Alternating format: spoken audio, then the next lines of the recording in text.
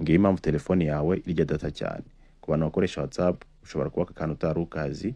Muri iyi video ngiye kwereka settings ukwiye kwitaho kugira ngo telefone yawe ntimare data zawe vuba. Niba utaramfollowinga wibuke kumfollowinga kandi ujye muri comment umbwire n'ikindi nazagufasha muri video yacu y'ubutaha. Nta kindi ukora uza muri WhatsApp yawe nk'ibisanzwe warangiza ugakanda hano kuri tuno tudomo dutatu, wamara kudukandaho ukinjira hano muri settings. Wamara kwinjira muri settings ukareba hano hasi hano handitse storage and data ugakandaho. Wamara kwinjiramo ukamanuka hano hasi hanyuma hano handitse media auto download.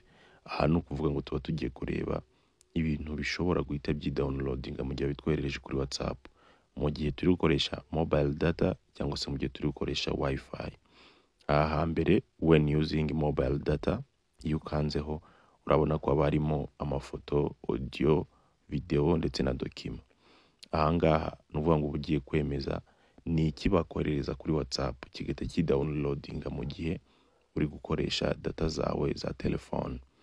Tugiye rero ikintu ukora urareba ibintu bishobora kuba biri safe. Nk'urugero urabona nka audio ntago ziba ari nini cyangwa se document kenshi nazo ntago ziba ari nini, niyo mpamvu ngewe arizo nemejeho.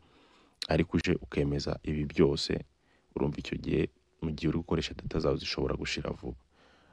Kimwe nuko ushobora kuba wabyihorera byose ukabikuraho, bega mu gihe uri gukoresha data za telefone ukaba ushobora kuba ibyo ukeneye ari byo wowe downloadingira bitahise downloading. Iyo usoje kwemeza ibyo wumva byajya biba downloaded uhita ukanda hano kuri OK.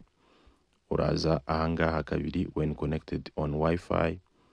Urumva mu gihe uri kuri wifi akenshi uba ufite internet ihagije, niyo mpamvu nemeje ko byose bizajya bihita biba auto downloaded. Ibi video igufashije ya muri comment tubwire kandi nibagirwe gukora share kugira ngo isangize n'abandi.